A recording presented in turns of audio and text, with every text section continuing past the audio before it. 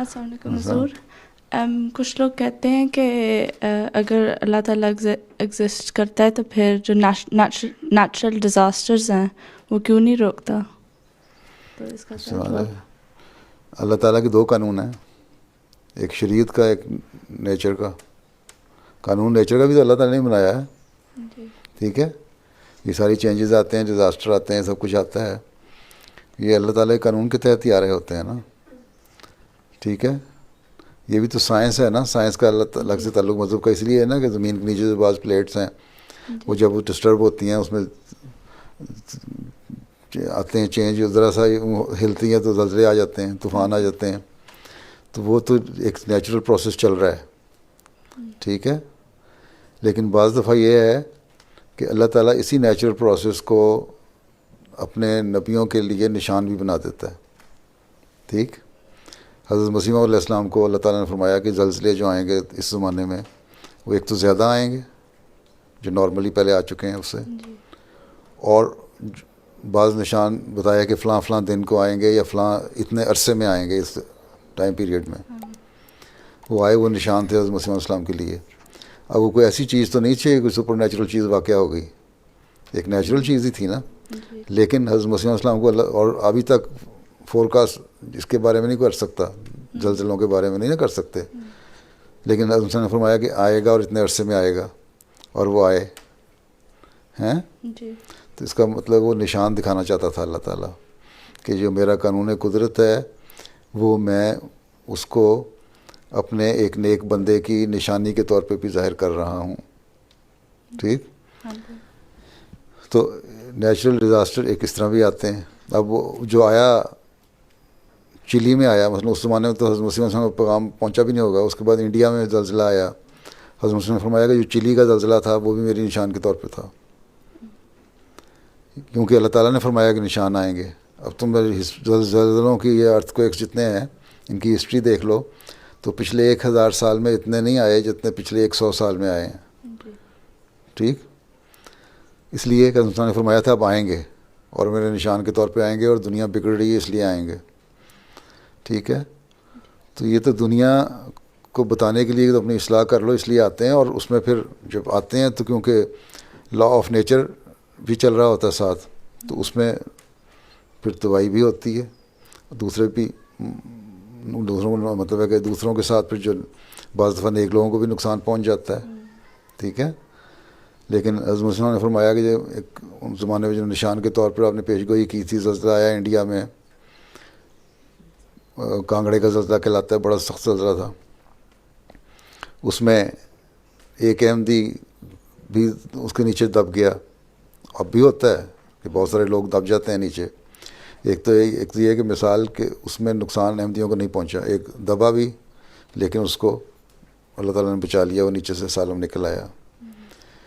یہاں بھی اب مثلا نیپال کا زلزلہ آیا، اب وہاں ہمارے احمدی اسی جگہ رہتے ہیں جہاں ارد گرد سارے مکان گر گئے.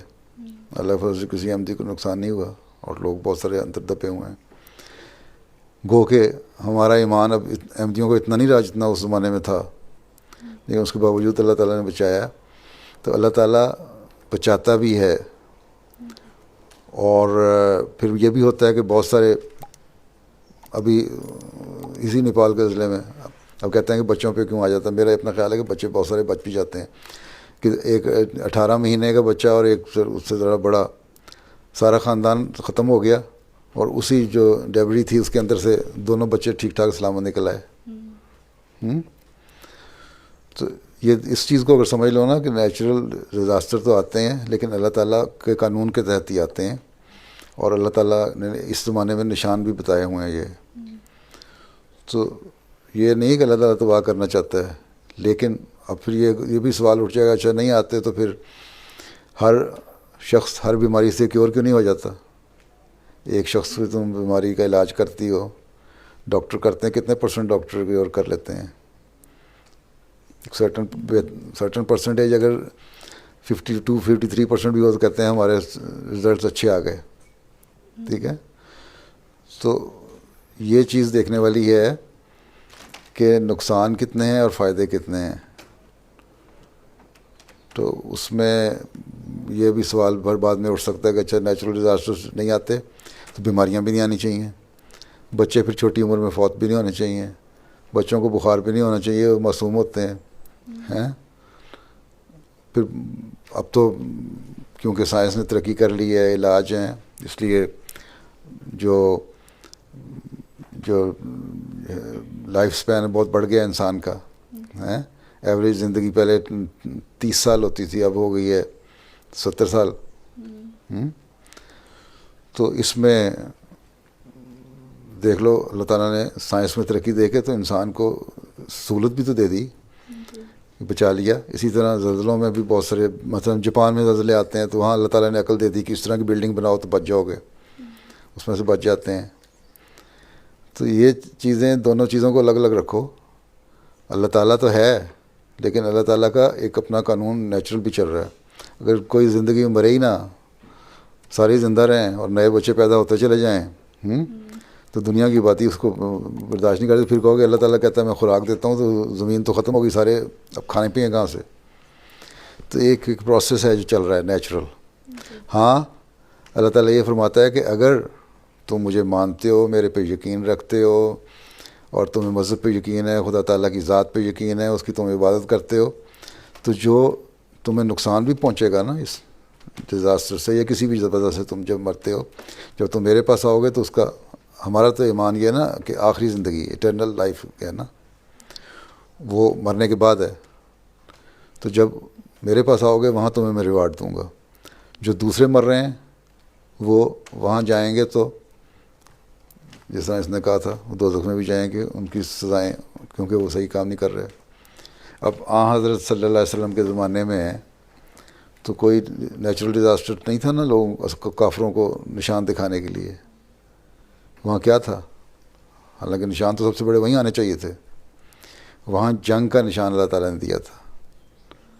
اس لیے اللہ نے فرمایا کہ تم مسلمان تھوڑے بھی ہیں، ان کے پاس اسلحہ بھی نہیں ہے، ان کی فوج زیادہ ہے، ان کے پاس ویل اکوپڈ آرمی ہے، اس کے باوجود وہ شکست کھائیں گے اور مسلمان جیتیں گے۔ لیکن مسلمان بھی شہید ہوتے تھے جنگوں میں، ٹھیک، بلکہ بعض جنگوں میں تو لگتا تھا ختم ہی ہو جائیں گے۔ احد کی جنگ میں بہت بری حال ہو گئی، حنین کی جنگ میں بہت برا حال ہو گیا ہیں، اور بھی جنگیں ہیں۔